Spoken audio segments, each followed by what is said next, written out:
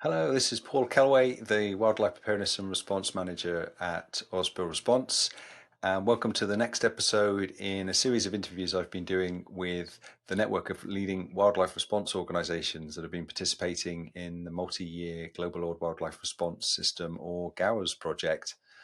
GOWRS has now transitioned from a project to a live service, so a guaranteed wildlife assessment team, which is now part of OSRL's guaranteed services to our members. And to raise awareness of the incredible organizations that are collectively delivering that service, I've been hosting these conversations with each of the 10 GOWRS partners.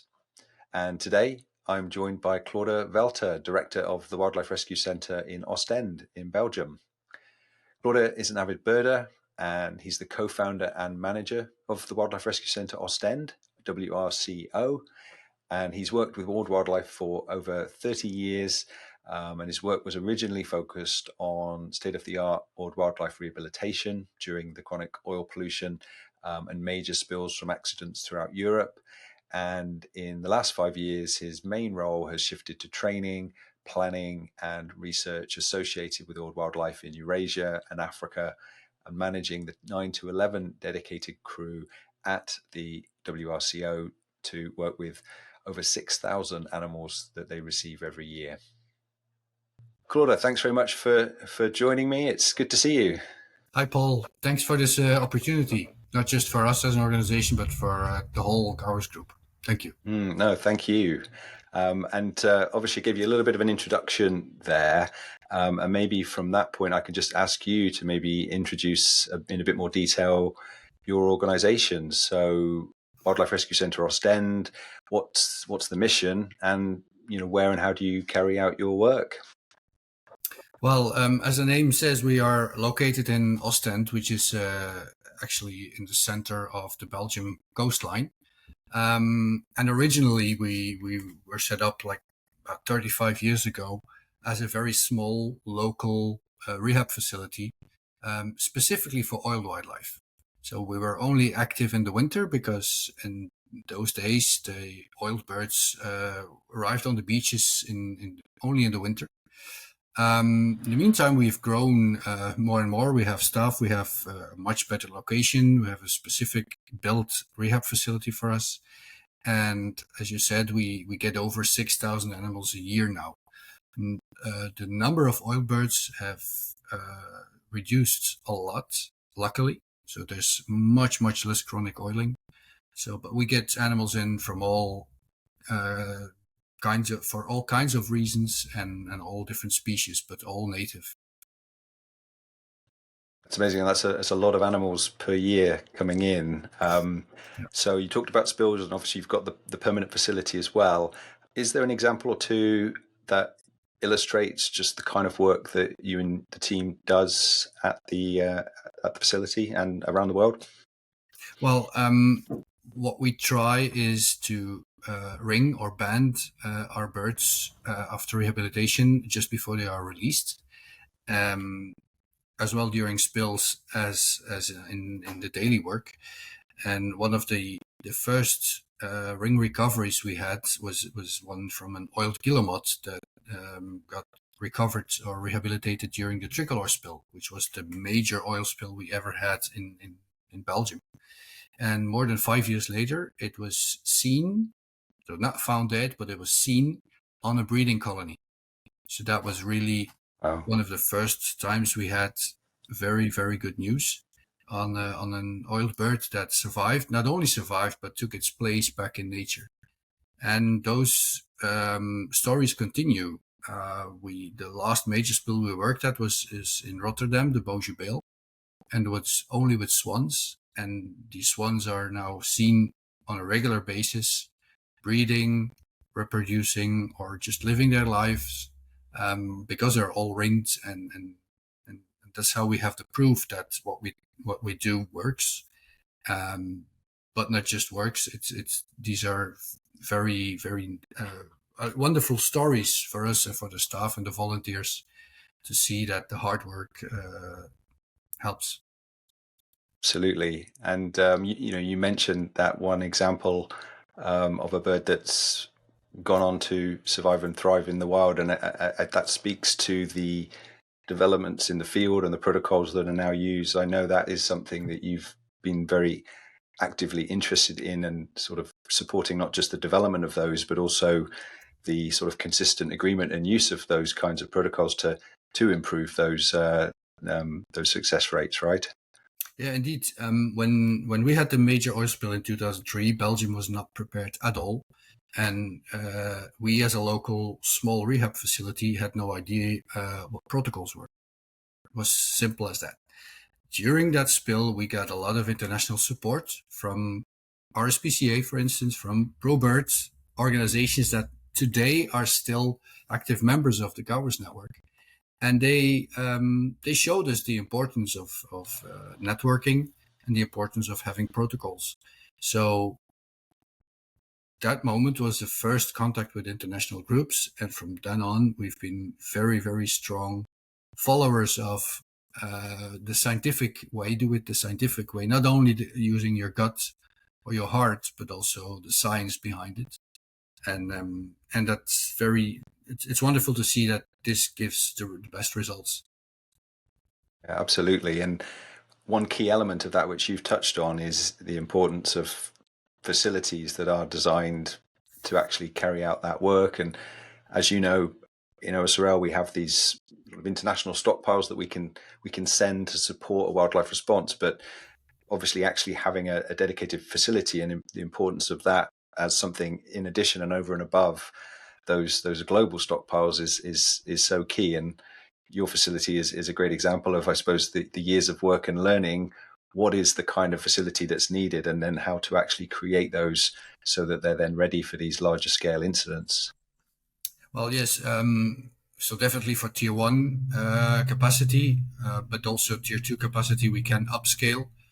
If it's another spill like we had in 2003 with a couple of thousand animals, then we will need extra equipment, extra tents, and expand the whole facility. But also for that, we have a plan. For most countries, of course, they start with a plan without having a specific facility. And then, yeah, you need to think. You need to draw plans. You need to know what is available on the market, so that you don't lose a lot of time in reacting. Because if it takes you a week to build a facility, well, then you can stop working because you can't keep the birds alive for a week. And the greatest example there is the cooperation we have with the Dutch government, the Netherlands. That is an ongoing project with our partner Sea Alarm and Sun Response. And again, having those plans in place work. They've proved that they work during the Bojebeel. Within 48 hours, we had a whole village built up and could start rehabilitating those 500 plus swans. It's a really good example, and Louise Chilvers from Massey University mentioned this when she was introducing you on the last episode, and she mentioned that mobile facility. And as you say, it's a fantastic situation because it's part of a whole program, and so you have this ability to set that up wherever it's needed, and essentially having the contractors in place to get that ready in 1 or 2 days. And you were quite involved, not just in supporting that effort, but actually the process of getting that facility operational in that incident that you mentioned, right?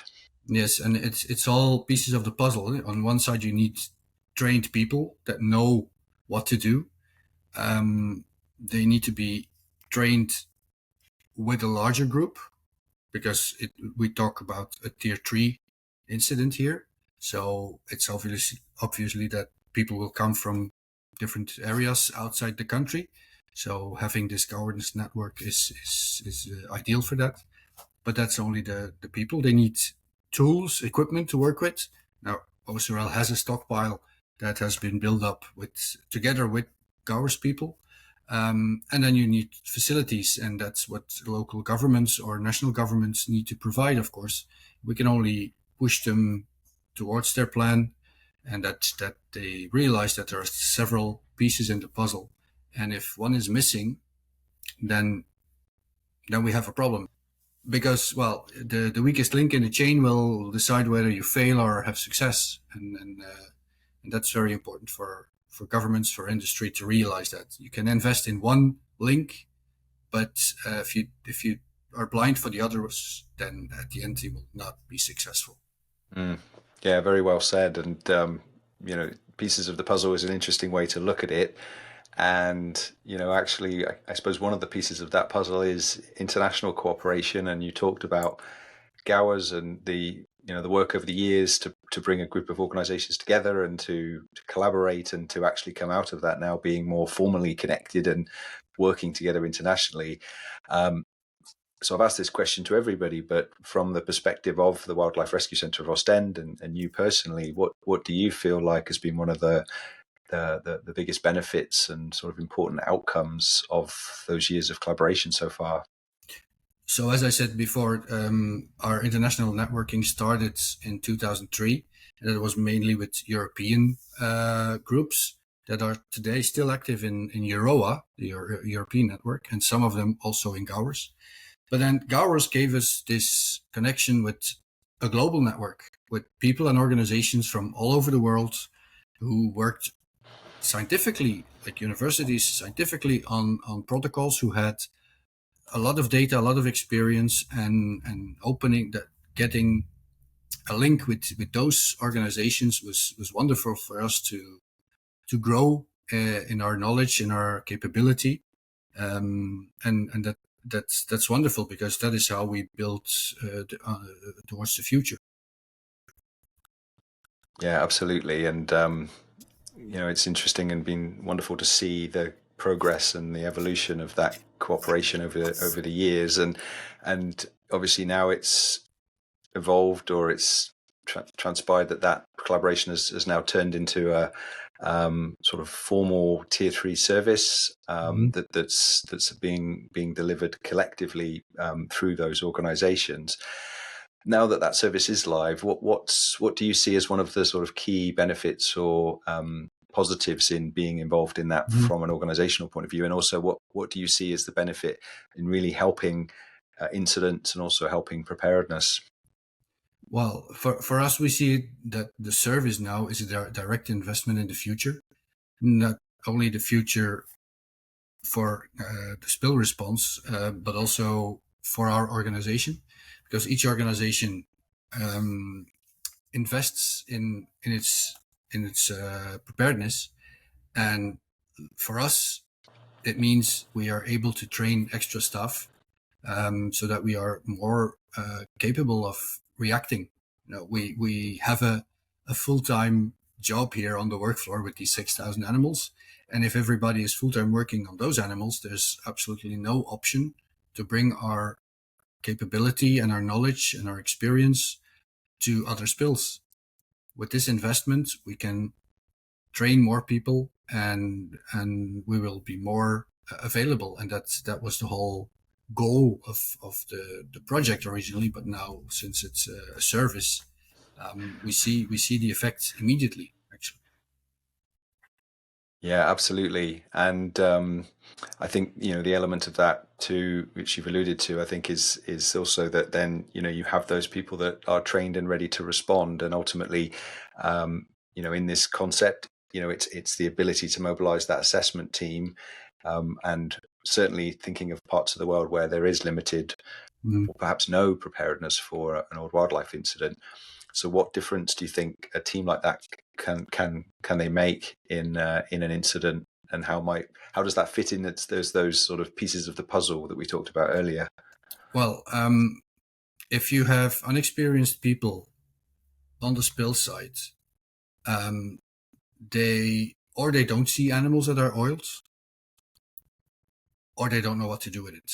And that is how all these networks originally started.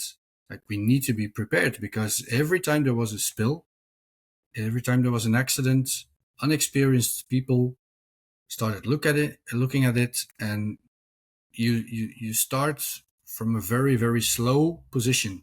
Everything has to move, and it takes a lot of time. And we don't have that time, because these are oiled animals. It's not oil on the ground, it's oil on animals. And those animals have to be treated as quickly as possible, or not if there's no option in the country.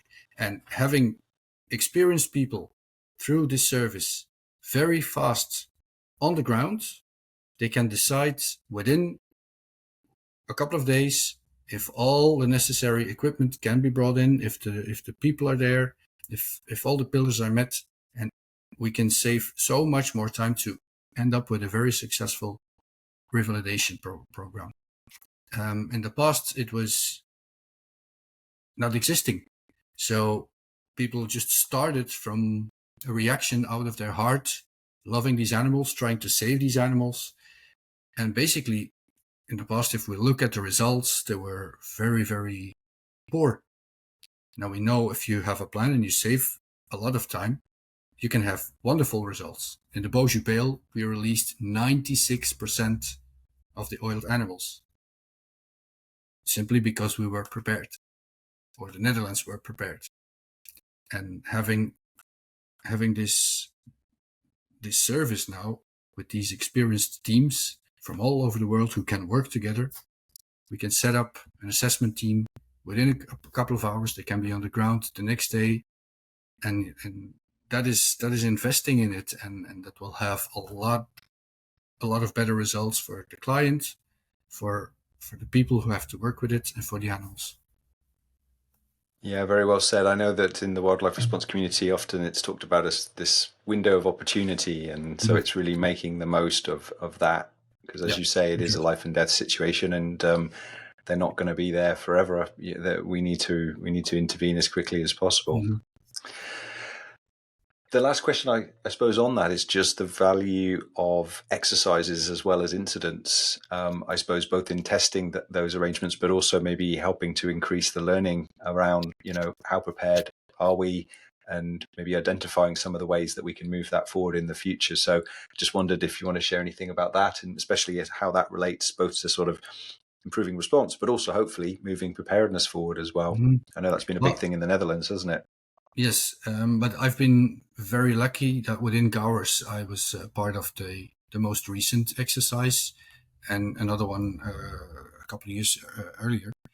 And it's interesting to see the effect we have on the company that invites us. It's such an eye-opener because, of course, everybody's specialist in his or her own field, and oil wildlife rehabilitation is a very, very specific skill. So that means that other people have no idea how it goes. And being able to be part of an exercise in this whole preparedness background and as an assessment team is every time a huge eye-opener for the people, for the industry. So we can only stimulate the industry. Please include wildlife, include us, and you will see it's so much worth doing it. Adds a lot of value and insight. Absolutely. Well, Claude, thank you very much for that. And you actually are the 10th of the partners that we've interviewed. We've done it in alphabetical order, and so each time we've had one of the partners actually introduce the next interview. But at this stage, all the organisations have been introduced. However, I know fairly recently GOWRS as a network have appointed a full-time coordinator to actually work on all of your behalf, and that's Adam Grogan.